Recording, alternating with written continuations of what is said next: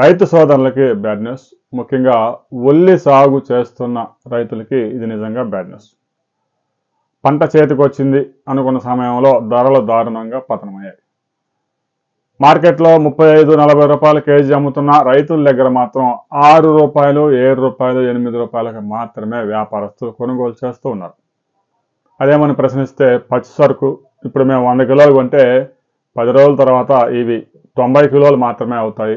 ఇంకా తర్వాత ఇంకొక 10 రోజులు ఆగితే అవి 85 కేజీలకు తగ్గిపోయే ప్రమాదం ఉంది కాబట్టి ఆ లాస్ అంతా ఉంది. అందువల్ల 7 రూపాయలు, 8 రూపాయలు మించి పెట్టే పరిస్థితి లేదు అని చెప్తున్నారు. పెద్ద ఎత్తున కర్ణాటక, మహారాష్ట్ర, ఆంధ్రప్రదేశ్లోని కర్నూలు ప్రాంతం నుంచి పెద్ద ఎత్తున మార్కెట్కి సరుకు వచ్చింది. దీంతో ధరలు దారుణంగా పతనం చేశారు.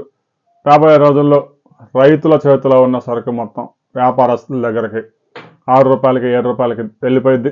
ఇంకా తర్వాత వారు వాటిని చిన్నగా మార్కెట్కి విడుదల చేస్తూ కేజీ 35, 40, 45, 50 వినియోగదారులకు అమ్ముతారు. వినియోగదారులకు ధర తగ్గుతూ ఉందా అంటే అది లేదు. రైతులకు ధర తగ్గుతూ ఉందంటే అది లేదు.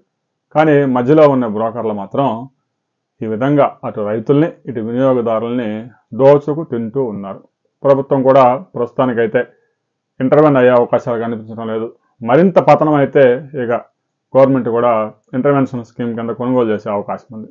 రాబోయే కొద్ది రోజుల్లో ఉల్లి ధరలు ఏమైనా కొంచెం పెరుగుతాయా లేదా అనే విషయంలో మరిన్ని వివరాలతో మరో వీడియోలు తెలుసుకుందాం.